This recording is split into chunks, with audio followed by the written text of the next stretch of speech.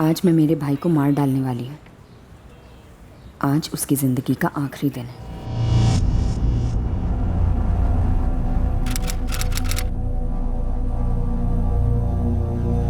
मौसी, ये आधा वाटा दो। काय ताई, एक वाटा तो लो, आधा वाटा तो सिर्फ एक बंदे के लिए काफी है। पता है मौसी, एक बंदे के लिए चाहिए। लौका कर। मच्छी कड़ी सिर्फ और सिर्फ मेरे भाई शिरीष के लिए बनेगी। मैं शिरीष से पूछती हूँ वो हमारे साथ चलेगा क्या। ए शिरीष, ए उठ रे शिरीष। गायला लगाई। शिरीष, मैं और गौरी मंदिर जा रहे हैं कथा सुनने। सारा दिन वहीं लग जाएगा, घर पे कोई खाना नहीं बनेगा। तू चलेगा हमारे साथ? चलेगा हमारे साथ? अरे जाओ तुम लोग। तैयारी सुन, मेरे लिए मच्छी कड़ी चावल बना के जा। अभी बाहर जा रहा हूँ, लौट के खा लूंगा। पर अभी कौन बनाने बैठेगा? कथा के लिए भी देर हो रही है। मैं बोला ना बना के जा। मेरे को आज मच्छी कड़ी खाने का मन है और ये कथा वथा होती रहती है। अरे पर 7:30 बज गया है। हाँ वो भी रोज बजते हैं। चल जल्दी बना, मेरे को मच्छी कड़ी खाने का मन। गौरी, ये मच्छी कड़ी की जिद कर रहा है। तू फटाफट जाओ, थोड़ी सी मच्छी ला दे मुझे। आई तू मंदिर जा, मैं जल्दी से मच्छी कड़ी और चावल बना कर आती हूँ। नको ना, मैं बना लूंगी उसके लिए। तू बस मच्छी ला दे मुझे। आई मैं जा रही हूँ, तो एक काम कर, चावल चढ़ा दे। मैं जल्दी से मच्छी कड़ी बनाकर मंदिर आती हूँ।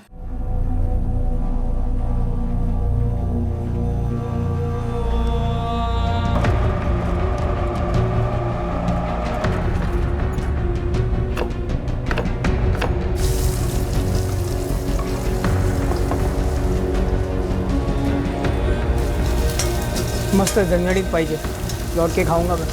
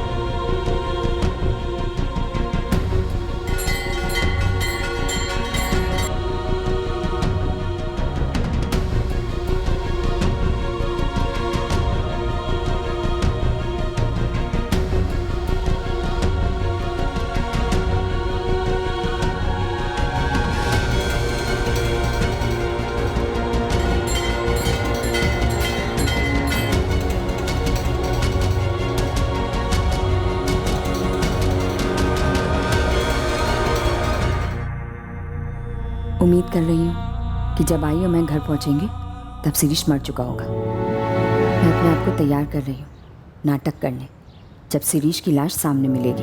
मैं सोच रही थी कि तू मेरे साथ चले, और अच्छा होना तू चली गई मेरे साथ। अगर कोई सवाल पूछे गए मुझसे तो मैं उनके जवाबों को तैयार कर रही हूँ। उनके साथ है नहीं कोई।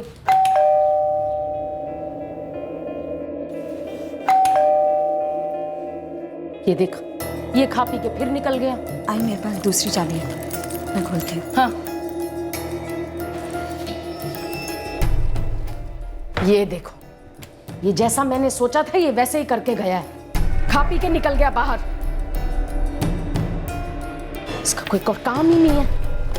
कहीं से भी जाओ और बाहर आओ और ये सब चीजों को समेटते रहो। इसलिए बनवाया था ये सब। मैं तो यही करती रही और यही करती रहूंगी जिंदगी भर। बस यही सब कर। आई हाथ धो ले फटाफट। क्यों? नहीं, तू हाथ धो ले। आई हाँ, हाथ तो मैं धो लूंगी, इसमें कहने का क्या है? नहीं, वो तूने इतनी झूठन उठाई तो। सारी जिंदगी झूठा ही तो उठाई, और किया क्या है मैंने इसका? रोज शाम को आएगा, कभी किसी को लेके आएगा, कभी किसी को लेके आएगा। नहीं होता मुझसे अब।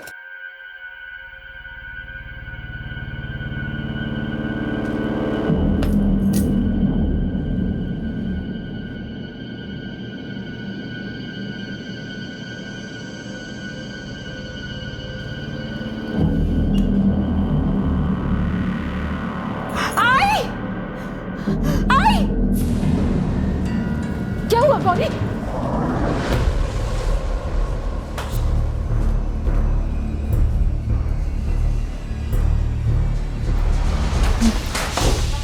डॉक्टर साहब सॉरी, पेशेंट के यहाँ आने से पहले ही मौत हो चुकी थी।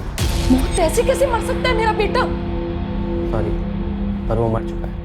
लेकिन डॉक्टर, जब हम उसे यहाँ लाए थे तभी तो उसकी सांसें चल रही थी। जब मेरी टेबल पर लाया गया उसकी डेथ हो चुकी थी। डेड ऑन अराइवल डिक्लेयर किया है हमने। पुलिस को इन्फॉर्म करना होगा। जी हाँ, ये मौत संदेहजनक है और हमें भी इस मौत का कारण नहीं मालूम। ये केस पुलिस हैंडल करेगी और पोस्टमार्टम होगा। यहाँ मुंह खोल के पड़ा हुआ था शिरीष। बाहर वाले रूम में साथ देसी शराब की बोतलें पड़ी हुई। वो दारू पीने बैठा था। पता नहीं सर, मैं और आई तो मंदिर गए थे। जब लौट कर आए तो उसे ऐसी हालत में पाया। गौरी, तुम्हारा भाई अकेले तो 7 बोतलें नहीं पी सकता। किसके साथ बैठा था? मुझे नहीं पता सर। मच्छी कड़ी चावल खाना था उसे, हमने बना दिया। मुझे नहीं पता वो किसको घर पे लेकर आया। आप जानती होंगी उसके दोस्तों को जिसके साथ बैठ के वो पीता था? 3-4 दोस्त हैं उसके। एक वो निखिल पवार, मिहिर, एक जुनैद है और वो परेरा का बेटा जोसेफ। हमें इनसे बात करनी होगी। आपके पास नंबर्स हैं इनके? देखिए, पोस्टमार्टम की रिपोर्ट से हमें मौत का कारण पता चल जाएगा, लेकिन उसके पहले इनसे बात करनी होगी। मेरे पास किसी का नंबर नहीं है, पर ये चारों हमारी पिट्ठलवाड़ी में ही रहते हैं। देसी दारू है सर। आसपास के देसी दारू के ठेकों से पता करना पड़ेगा ये दारू इन्होंने कहाँ से ली थी। ठीक है, सारी बोतलें उठाओ, लैब में भेज दो। आपके पास शिरीष के किसी दोस्त का नंबर है? नहीं सर, मुझे तो ये भी नहीं पता कि उनमें से कोई आया था या कोई और। मिहिर कामले, निखिल पवार, जोसेफ परेरा और जुनैद असलम, इन चारों को उठा ले विट्ठलवाड़ी से जल्दी। मैडम, ये मामला एक ही मौत का नहीं है, और भी हैं। पिछले 1 घंटे में एग्जैक्टली शिरीष जैसे 3 और डेड ऑन अराइवल केस हुए हैं। Suspicious death. निखिल पवार, जुनैद असलम और मिहिर कामले, ये तीनों शिरीष भागवे के दोस्त हैं और तीनों मर चुके हैं। हाँ सर, तीनों डेड ऑन अराइवल। एक चौथे का भी नाम लिया था उसकी आई ने, जोसेफ परेरा। उसका क्या हुआ? सर, उसके बारे में पता नहीं है। एक कांस्टेबल को भेजा है विट्ठलवाड़ी उसके घर। गौरी, शिरीष के 4 में से 3 दोस्त, निखिल पवार, जुनैद असलम और मिहिर कामले, तो इनका नाम आपकी आई ने लिया था। हॉस्पिटल में मरे हुए लाए गए।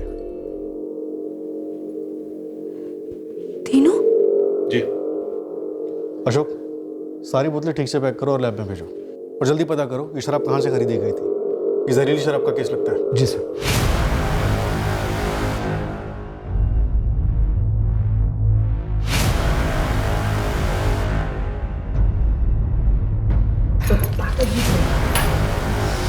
फिश का बास कमाल। चल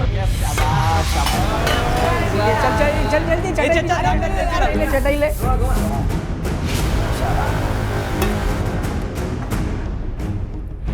हो क्या रहा है? बात सुनिए, एक सेकंड पहले मेरी बात सुनिए।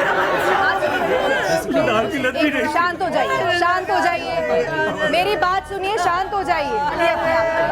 आप बोलिए क्या? आप बोलिए। पी के आया था, पता नहीं कहाँ से।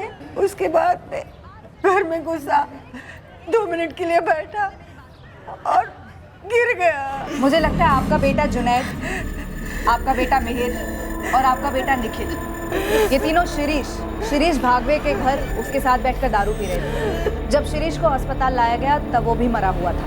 लेकिन मैडम, ये 4 के 4 लड़के मर कैसे गए? तहकीकात चालू है। ये बताइए, जोसेफ परेरा कहाँ रहता है? जोसेफ, वो तो अपनी विट्ठलवाड़ी का लड़का है, मगर सुबह से दिखता नहीं है। विट्ठलवाड़ी और उसके आसपास की शराब की दुकानों पर तफ्तीश करने के बाद हमें पता चला कि शिरीष और उसके दोस्तों ने वो शराब रमाकांत साकोलकर के ठेके से खरीदी। अशोक, सारी बोतलें सील करो और गाड़ी में डालो। एक भी बोतल छूटनी नहीं चाहिए। हुआ क्या साहब? बात क्या है? अचानक ये धाड़। शिरीष भागवे, मिहिर कामले, जुनैद असलम और निखिल पवार, ये चारों आज तेरे यहाँ से दारू ले गए थे। हाँ साहब, ये तो मेरे बंधे हुए ग्राहक हैं। छूट गए चारों, आज इस दुनिया से छूट गए। आइला, कैसे साहब? कैसे?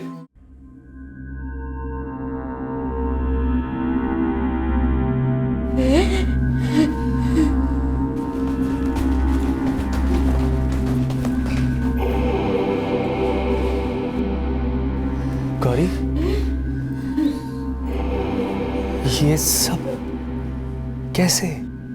मुझे नहीं पता अनिल जी। मैंने न्यूज़ में सुना कि जहरीली शराब थी। पता नहीं, मुझे कुछ नहीं पता। वसई शहराच्या 12 लाख रहिवाशांना आज सकाळी जबरदस्त धक्का बसला आहे। त्यांना ही बातमी मिळाली आहे की 4 तरुण विषारी दारूचे शिकार झाले आहेत। पोलिसांनी देशी दारूच्या दुकानावर छापा मारून दुकान सील केलं आहे आणि दुकानाच्या मालकाला अटक करण्यात आली आहे। मृतकाचे नातेवाईक दुःखात कोसळलेले आहेत आणि संबंधित शहरात देशी दारूबंदीची मागणी होत आहे। ठार झालेले 4ही तरुण 25 वर्षाच्या खालती होते, त्यातला एक तरुण फक्त 19 वर्षाचा होता।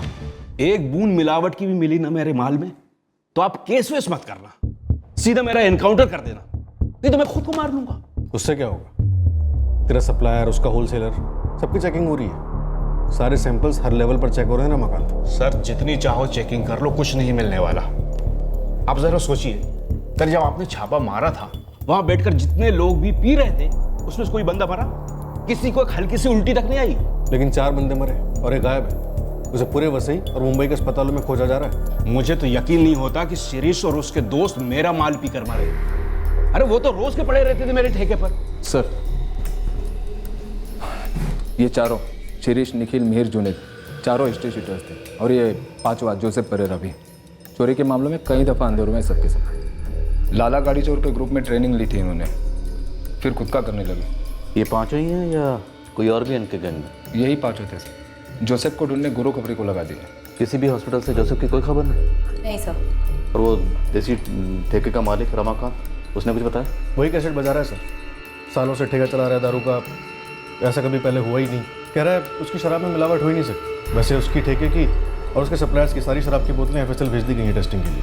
सर, जिसने भी रमाकांत के ठेके पर शराब पी, उनमें से एक भी बंदा बीमार नहीं है। ये चारों जब कल दोपहर को शिरीष के घर पर दारू पी रहे थे, जोसेफ नहीं था वहाँ पे? वो पता नहीं है सर, अभी तक उसके बारे में कोई खबर मिली नहीं है हमें, और ये चारों तो है नहीं बताने के लिए। तो अगर जोसेफ को अभी तक कुछ नहीं हुआ तो कहीं ऐसा तो नहीं कि उसी ने इन चारों की शराब में जहर मिला दिया हो, उसके बाद फरार हो गया? शिरीष की माँ और बहन को बोला, उन्हीं से पूछते हैं कि क्या उसकी शिरीष के साथ कुछ अनबन थी? शिरीष की माँ अभी इस हालत में नहीं है कि कुछ ठीक ठीक बता सके। उसकी बहन से बात करने की कोशिश करते हैं।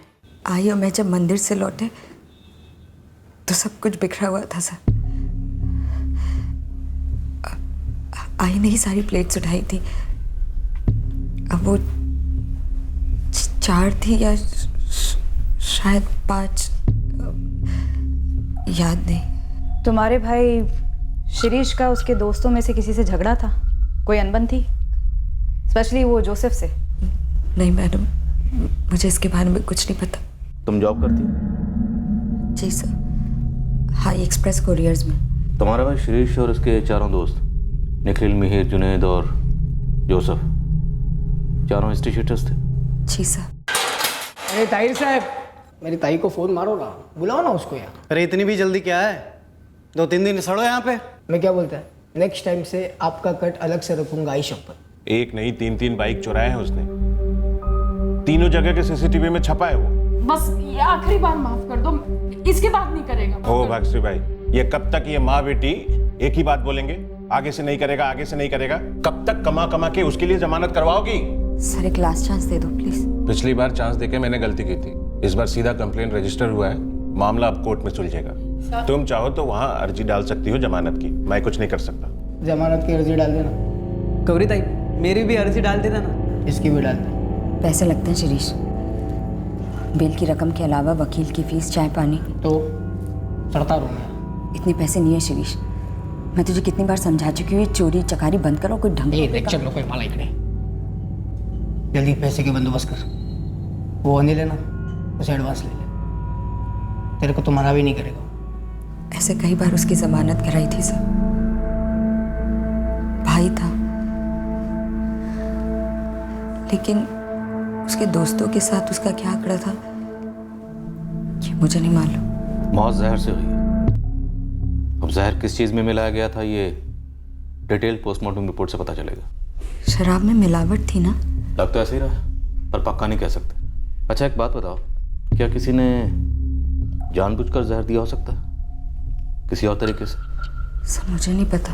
शिरीष का उस दिन मच्छी कड़ी खाने का मन कर रहा था। आई ने चावल बनाए और मंदिर चली गई। मैं बाजार से मच्छी लेकर आई, कड़ी बनाई और फिर मैं भी मंदिर चली गई। शाम तक हम दोनों मंदिर में ही थे। अब हमारे पीछे से घर पे शिरीष और उसके दोस्तों के बीच में क्या हुआ ये हमें नहीं पता सर।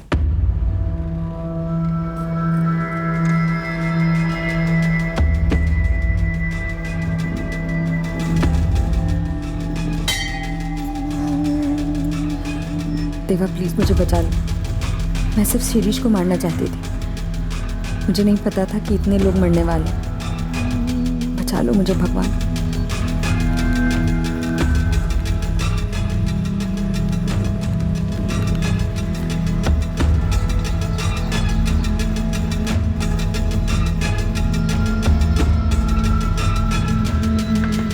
मामा जोसेफ,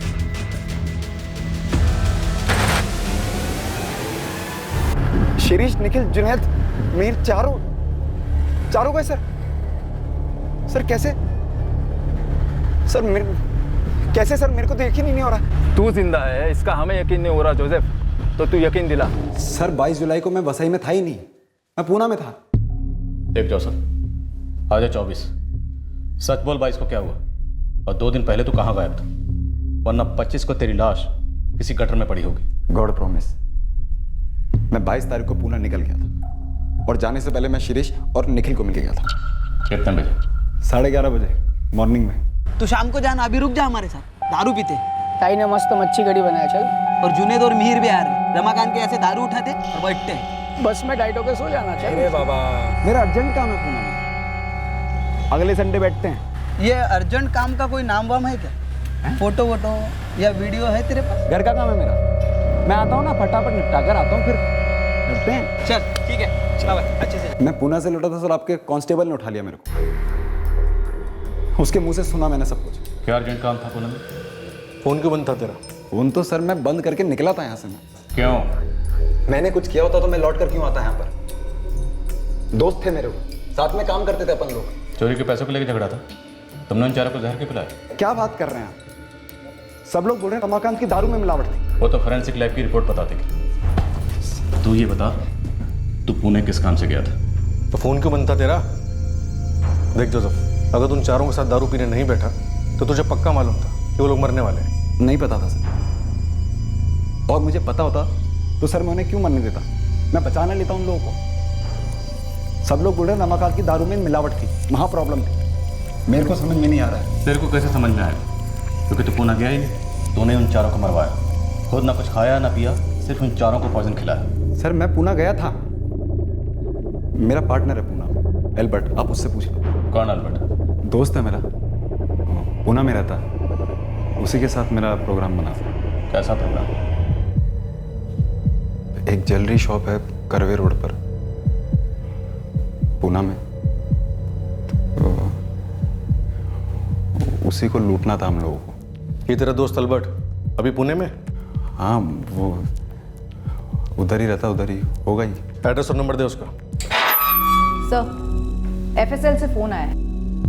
सर ठेके की सारी शराब के सैंपल्स टेस्ट किए हैं, कहीं कोई पॉइजनिंग नहीं मिली। उसमें जहर के कोई ट्रेसेस नहीं? नहीं, बिल्कुल नहीं। और वो 7 बोतलें जो शिरीष भागवे के घर से मिली? हमने इन 7 बोतलों को 3 बार टेस्ट किया है, लेकिन कहीं भी पॉइजनिंग के कोई ट्रेसेस नहीं मिले। और सर वैसे भी ये ज़रूरी तो नहीं कि पॉइजनिंग सिर्फ शराब से हुई हो। सर इसका मतलब रमाकांत लिस्ट से आउट, उसकी शराब में कोई मिलावट नहीं है। ये चारों लड़के ड्रग्स भी लेते थे सर। लेकिन चारों लड़कों की ब्लड रिपोर्ट में ड्रग डोज मेंशन नहीं। पुणे में जोसेफ का पार्टनर अल्बर्ट अरेस्ट हुआ है सर। दोनों ने ज्वेलरी की शॉप वाकई में लूटी थी। ज्वेलरी भी बरामद हुई है। वैसे जोसेफ कुछ और भी बता रहा है सर। चारों को कोई मारना चाहता था? आप बोल रहे हैं ना कि पॉइजन दिया गया था? पॉइजन तो दिया गया है, पर ऐसा कौन कर सकता है? सर शिरीष की बहन है गौरी,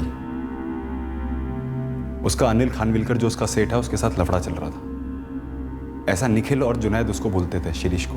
1 साल से चल रहा था। ए निखिल चुप, मुंह बंद कर तेरा अभी। लेकिन एक बात समझ ले, जो है वो है, बदलने वाला बिल्कुल नहीं है। सीरिया तू हम लोग पे काय को भड़क रहा है रे? जब हम लोग ने देखा ना तभी अपनी भी सटकी थी, समझा? देख शिरीष सुन, तेरी मम्मा भी उधर ही काम करती है ना, हाँ? तो उनसे पूछना क्या सही है क्या गलत है। तू नाराज क्या हो रहा है? पूरे वर्ल्ड को पता था सर इस बारे में, अफेयर है, और शिरीष को उन दोनों से बहुत खुन्नस थी। तो ये जहर कौन दे सकता है? किसने दिया होगा और क्यों दिया होगा? क्यों दिया सर, ये तो जहर डालने वाले से पूछ लो आप। उसी से तो पूछ रहे हैं। तू भी तो हो सकता है ना वो। सर मैं उन लाशों में से हो सकता था, वो तो मैं गया नहीं उनके साथ, निकल लिया वहां से तो बच गया मैं। सब लोग शिरीष के घर पे बैठे थे सर, वहीं दारू पी रहे थे, और गौरी ने फिश करी बनाई थी। गौरी? तो क्या गौरी ने जहर डाला होगा? पता नहीं सर। गौरी को नहीं, उसके बॉस को बुलाओ, अनिल खानविलकर को। सर जोसेफ की बात से एक बात तो साफ है, हमें फिश करी और बर्तनों को भी भेजना चाहिए था फॉरेंसिक लैब में। साउंड प्लेट्स का क्या हुआ था? सर सारे धुल गए थे। अब तक हम सिर्फ शराब की बोतलों पे शक कर रहे थे, और गौरी और उसकी माँ ने जो बयान दिया हमने उसी को सच माना। ये शराब की बोतलें और ठेके की शराब हम दोनों चेक कराएंगे। जी।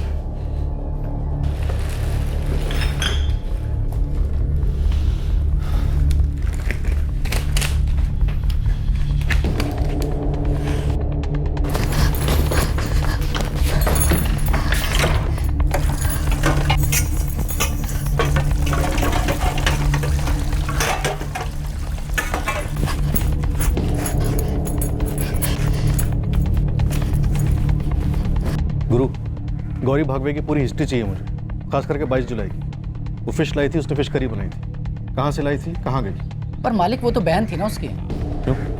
बहन भाई को मार नहीं सकती? पर चारों को? इतना बड़ा कांड। दारू में जहर नहीं था ये तो पक्का हुआ है, और उन चारों ने फिश करी गई थी उस घर में। हाँ वैसे भी शिरीष माँ बेटी के लिए बहुत बड़ा सरदर्द तो था ही। ऊपर से सुना है शिरीष को गौरी और उसके बॉस अनिल के अफेयर को लेकर आपत्ति थी। अब सोच। पुलिस स्टेशन आना है। ओके जी, आता हूँ मैं। नहीं मैं नहीं बताऊँ।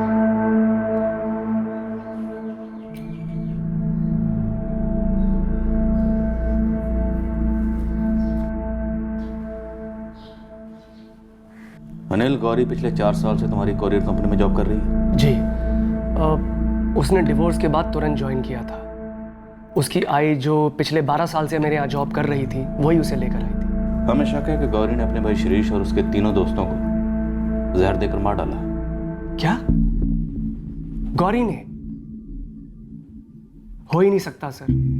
गौरी ऐसा क्यों करेगी? क्योंकि उसके भाई शिरीष को तुम्हारे और गौरी के अफेयर के बारे में पता चल गया था। झूठ है सर ये। सर शिरीष 1 नंबर का यूजलेस लड़का था। एक तो नशेबाज, ऊपर से चोर। बेवजह अपनी बहन पर और मुझ पर घटिया इल्जाम लगा रहा था।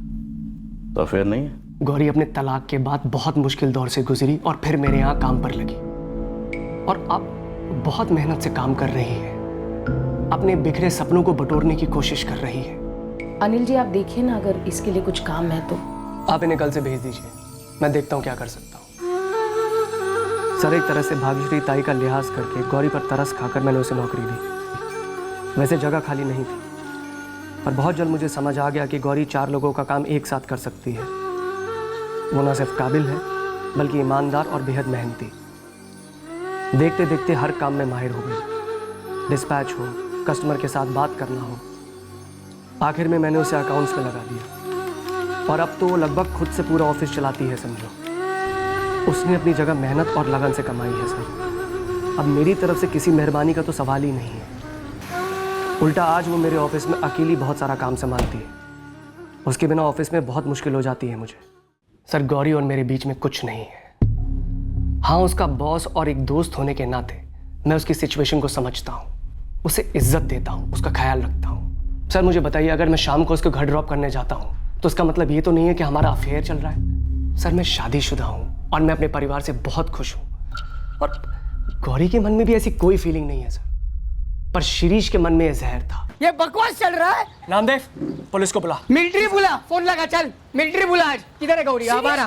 तू निकल गया। गौरी, इसे अभी के अभी यहाँ से निकालो। तू निकाल गौरी को यहाँ से अभी। तेरी बहन को अगर नौकरी छोड़नी होगी ना तो मुझे बोल देगी, तुझे बोलने की जरूरत नहीं है। वो क्यों बोलेगी? ये देख, चुप, तमाशा मत कर, निकल यहाँ से, निकल तू यहाँ से। तू रिजाइन दे अभी के अभी। पेपर लेके आए, चल। हाँ दे दूंगी, लेकिन पहले तू खुद एक अच्छी नौकरी पकड़, 1 महीना टिक, आई को हाथ में पगार दे, फिर छोड़ूंगी मेरी नौकरी। एक पैसा घर पे नहीं देता, बहन के पैसे से शराब पीता है, उल्टे सीधे धंधे करता है, जेल जाता है। यही जमानत कराती है ना तेरी, और उसी पर रौब जमा रहा है तू। शर्म नहीं आती तुझे? तुझसे तो ज्यादा आती है। घर पे बीवी है, बच्चे है, लेकिन सांप बाहर मुंह मारने चले। इसका क्या है? इसका शादी वादी टूट गया, घर पे धमक गई है, और तू मस्त फ्री फ्रेंड में मजा गुलाटी पे गुलाटी मार रहे है। हाँ, खुला मैदान जो मिला तुझे। कोई और होता ना तो मुंह तोड़ देता तेरा इस समय। हाथ लगा। तेरे जैसा भाई ना किसी को ना मिले। 4 आने की तनख्वाह दो और रुपए का मजा लो। वाह, पागल हो तुम क्या गौरी? अपने उस नालायक बदतमीज भाई की जमानत कराना चाहती हो? सब भाई है मेरा। देखो गौरी, मुझे तुम्हें लोन देने में कोई दिक्कत नहीं है, ना ही तुम्हारी आई को। तुम दोनों बहुत मेहनत करके पैसा कमाते हो और मुझे पूरा भरोसा है समय से पहले लोन लौटा भी दोगे, मगर अपने उस बदतमीज भाई सर, आई की जान बसती है उसमें। अगर उसकी जमानत नहीं कराई ना तो आई की हालत खराब हो जाएगी। इतना कुछ करती थी गौरी शिरीष के लिए, उसे मार कैसे डालेगी? तंग आ गई होगी शिरीष की हरकतों से। और उसके दोस्त, उसके दोस्तों को भी ऐसी मार डालेगी। उनसे भी गुस्सा होगा, नाराजगी होगी किसी बात को लेकर। नहीं सर, मुझे नहीं लगता कि गौरी ऐसा कर सकती है। वैसे तुम्हारे और गौरी के अफेयर के बारे में शिरीष का जो दोस्त जिंदा बच गया उसने हमें बताया। सर झूठ है वो, वही सब साले उसके कान भर रहे थे। वही तो मैं कह रहा हूँ, गौरी को शिरीष के दोस्तों पर गुस्सा आया होगा, बहुत गुस्सा, इसलिए उसने सबको खत्म कर दिया। नहीं, इसमें जोसेफ का हाथ नहीं लगता सर। उसे पुणे पुलिस को हैंडओवर कर दिया है ज्वेलरी शॉप की चोरी के केस में। गौरी, जितना उसका बैकग्राउंड निकल के आया सर, इतना तो क्लियर है कि उसने 1 नहीं 2 नहीं बल्कि कई बार अपने भाई की जमानत दी है। डिवोर्स ही थी, उस एंगल से कुछ निकला? 4 साल पहले क्लीन डिवोर्स हुआ था, ऐसा सुना है। एक्स पति ट्रेस नहीं हो पाया है, लेकिन सर उसका इन चारों के मर्डर से क्या कनेक्शन हो सकता है? Yes doctor Maurya, detail postmortem report आ गई। इंस्पेक्टर, पॉइजन खाने में था। उन चारों के पेट से जो अनडाइजेस्टेड फूड मिला था उसमें पॉइजन के ट्रेसेस मिले। खाने में? इन चारों ने फिश करी और राइस खाए थे। डॉक्टर क्या बता सकते हैं कि किस किस्म का पॉइजन इस्तेमाल हुआ? क्योंकि शिरीष के घर में जो बर्तन इस्तेमाल हुए थे वो हमारे पास नहीं है, वो धुल चुके हैं। पॉइजन।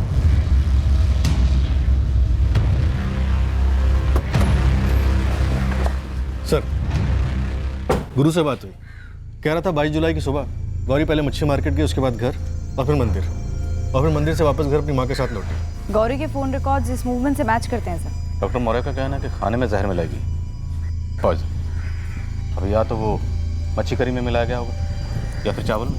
पहले से प्लानिंग की गई होगी। गौरी के घर की तलाशी लें सर। अगर प्लानिंग पहले से की गई है और बड़ी चालाकी से बर्तन धोए गए हैं फिर तो चांसेस बहुत कम है कि पीछे कोई निशान छोड़ा होगा। माँ बेटी को अलग अलग क्रैक करते हैं सर। पता चला दोनों की मिली भगत थी, या सिर्फ माँ का हाथ भी हो सकता है, या सिर्फ गौरी का।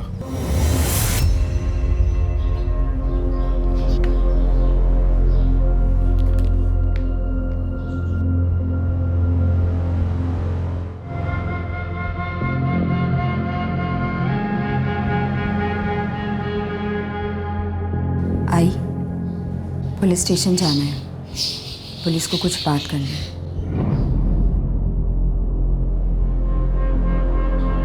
गौरी, शिरीष और उसके 3 दोस्तों को तुमने जहर दिया है। उन्होंने मुझसे पूछा क्या हमारा कोई अफेयर है। मैंने सच बता दिया, नहीं है। उन्होंने मुझसे पूछा क्या तुमने ये कांड किया है।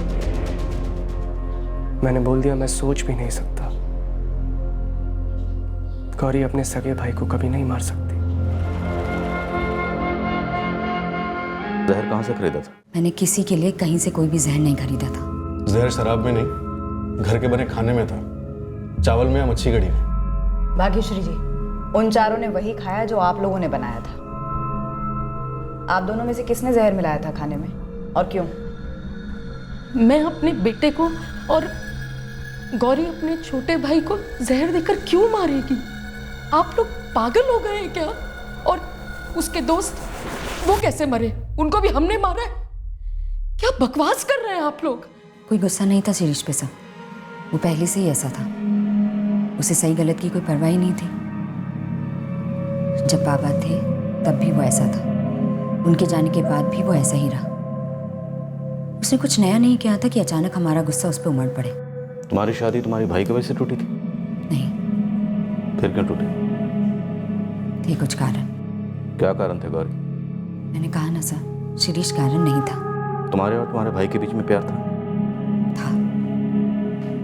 उसके दोस्तों ने तुम्हारे साथ कुछ किया था? नहीं। तुम्हारे बॉस अनिल खानविलकर का तुम्हारे भाई शिरीष के साथ कोई पंगा था? कत्ल के एक दिन पहले 21 जुलाई को तुम्हारे भाई ने तुम्हारे ऑफिस के बाहर काफी हंगामा किया था। एक दिन पहले होना कोई बड़ी बात नहीं थी सर, ये तो आए दिन हुआ करता था। तुम अपने भाई की इन आए दिन की हरकतों से परेशान हो गए और फिर तुम्हारी बर्दाश्त करने की हद से बाहर हो गए। बर्दाश्त की ऐसी कोई लिमिट ही नहीं थी सर जो क्रॉस होती। ये तो रोज की परेशानी थी। गौरी, तुम्हारी शादी में क्या परेशानी थी? तुम पिछले 4 साल से अपने भाई शिरीष को मारना चाह रही थी। जब से डिवोर्स के बाद तुम घर वापस आई थी, तुम्हारे भाई शिरीष को तुम्हारा इस तरह लौटना पसंद नहीं था। तुम दोनों के बीच में झगड़े होते थे, 4 साल से तनाव था। कोई तनाव नहीं था सर। मेरे डिवोर्स का मेरे भाई, मेरे आई या किसी से कोई लेना देना नहीं था सर।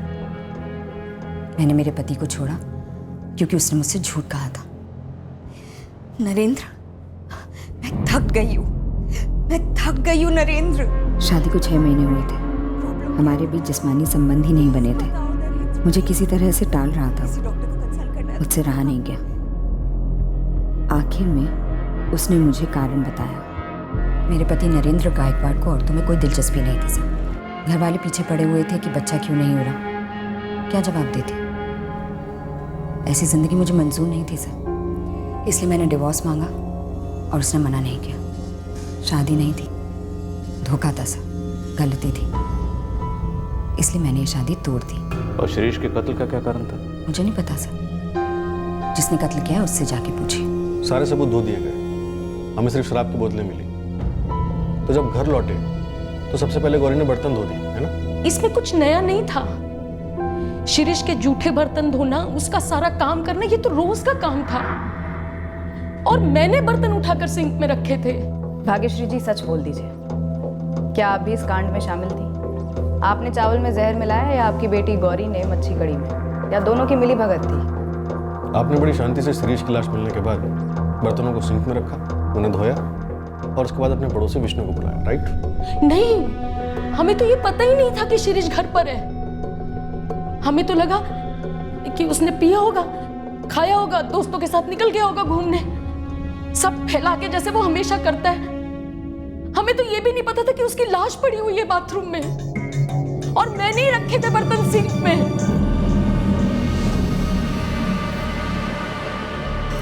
आई हाथ धो ले फटाफट। क्यों? नहीं, तू हाथ धो ले।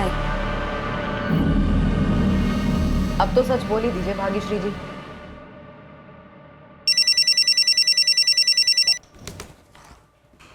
हाँ गुरु बोल।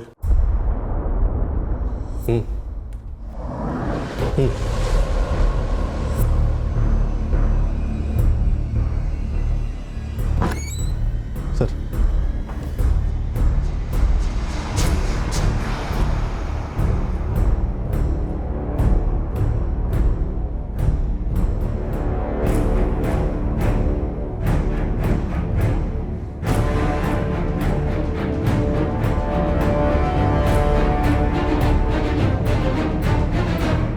सॉरी गौरी, हमने तुम पर शक किया। दरअसल हालात ही ऐसे हो गए। हमें लगा था कि ये सब तुमने किया होगा, लेकिन अब क्लियर हो गया तुम्हारा इस सब से कोई लेना देना नहीं। तुम जा सकती हो। तुम्हारी आई ने अपना जुर्म कबूल कर लिया कि चावल में जहर उसी ने मिलाया था। तुम्हारा इस कत्ल से कोई लेना देना नहीं, तुम बेकसूर, तुम जा सकते हो। हम तुम्हारी आई को गिरफ्तार कर रहे हैं। साहब आई ने जहर नहीं मिलाया सर। हम जानते हैं तुम्हारी आई ने जहर नहीं मिलाया। आई ने नहीं मिलाया। तुमने मिलाया? हाँ, मैंने मिलाया मच्छी करी। आई सिर्फ मुझे बचाने की कोशिश कर रही। मैंने तुमसे झूठ कहा। तुम्हारी आई ने हमसे कुछ नहीं कहा। उसने कोई जुर्म कबूल नहीं किया। वो सब मैंने तुम्हें ऐसे ही कहा, लेकिन शायद तुम्हारी आई जान गई कि ये सब तुमने किया। एहसास हो गया उसे। गौरी को उसे मारने की क्या जरूरत थी? मैंने माना वो हमें बहुत तकलीफ देता था, पर था तो हमारा अपना ही ना। गौरी बोली नहीं है कि उसने क्यों मारा शिरीष को या उसके दोस्तों को, लेकिन हमें सबूत मिले हैं कि उसने ये दवाई खरीदी थी। 22 जुलाई की सुबह पहले तुमने मच्छी खरीदी और फिर नाला सोपारा में रमेश खत्री की दुकान से जहर खरीदा। खत्री, ध्यान से देख। इनमें से कोई आया था 22 जुलाई को? अरे 22 को जो वसई वाला कांड हुआ था, 4 लोग मरे थे ना उसमें, उन्हें जहर खिलाया गया था। हाँ हाँ हाँ, यही है वो, यही है बिल्कुल। सारी प्लानिंग पहले से कर रखी थी और 22 जुलाई की सुबह से अंजाम दिया। उसी रोज उसे मारने का सोचा जब उसने मच्छी कड़ी की मांग की। उस सुबह ऐसा क्या हुआ था और तुम उसके दोस्तों को मारना चाहती थी? मैंने सिर्फ आधा वट्टा मछली ली थी, सिर्फ शिरीष के लिए मच्छी कड़ी बनाई थी। जहर भी सिर्फ उसी के लिए डाला था। मुझे बिल्कुल आइडिया नहीं था कि उसके दोस्त भी खाएंगे खाना। मैं सिर्फ शिरीष को मरा देखना चाहती थी। क्योंकि वो क्रिमिनल था, लेकिन तुम तो बचपन से बर्दाश्त करती आई थी। फिर उस सुबह ऐसा क्या हुआ था जो तुमने उसको मारने के लिए सोचा?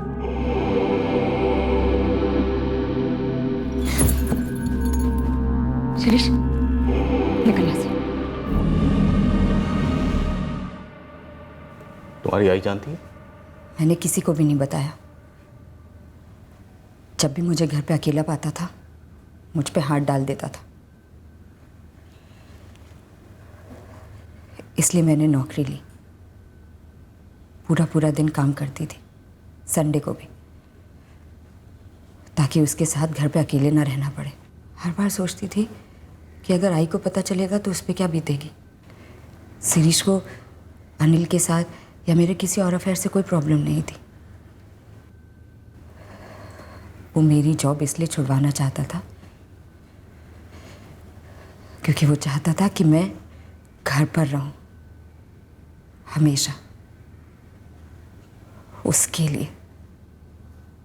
आई भी तो काम करती थी, लेकिन शिरीष ने कभी भी आई को नहीं रोका। तो आई को बता देती या अपने उस बॉस को बता देती, अनिल को, जिस पर तुम्हें भरोसा था। मुझे किसी को नहीं बताना था और ना ही बताया। मुझे सिर्फ शिरीष को मारना था। रोज सोचती थी कि एक ना एक दिन इसे ज़रूर मारूंगी। और 21 जुलाई के एक दिन पहले मुझे बहुत गुस्सा आया। जहर खरीदने के बाद भी कई बार सोचा,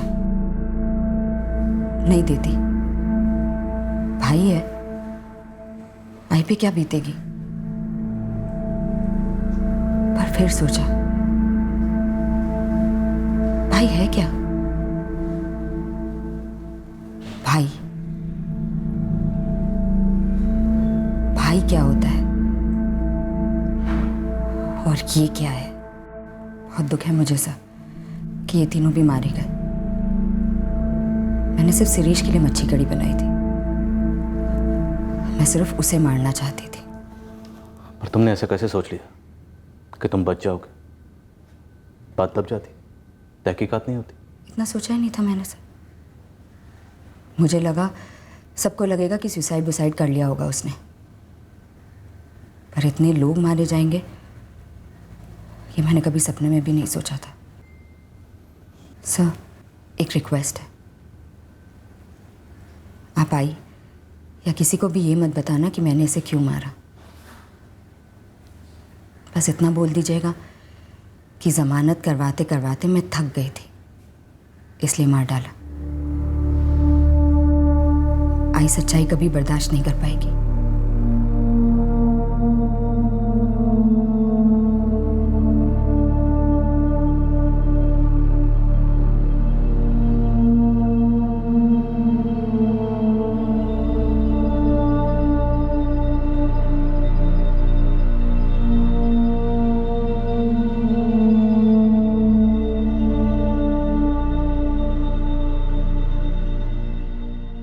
की चार दीवारों के बीच परिवार के किसी सदस्य के हाथों लैंगिक शोषण होना एक भयंकर हकीकत है। शर्म और खौफ पीड़ित को मायूस और हताश कर देते हैं और वो खामोशी से इस शोषण को सहते जाते हैं। पर इस खामोशी को तोड़ना है, चुप कतई नहीं रहना है। इस शोषण से होने वाली मानसिक और शारीरिक पीड़ा अक्सर पीड़ित को दबोचती है और उस पीड़ा से ऊपर उठकर हर मुमकिन कानूनी तरीके से राहत और इंसाफ दोनों पाने की पूरी कोशिश होनी चाहिए। गौरी ने कत्ल के ज़रिए अपनी पीड़ा ख़त्म करने की कोशिश में और एक पीड़ा मोल ले ली और इस केस में गौरी के उठाए गए कदम ने और 3 जिंदगियां और 3 परिवार बर्बाद कर दिए। दिल्लत और पीड़ा ख़त्म करनी चाहिए, जिंदगियां नहीं। फिर मिलेंगे एक और केस के साथ। क्राइम पेट्रोल सतर्क। जय हिंद।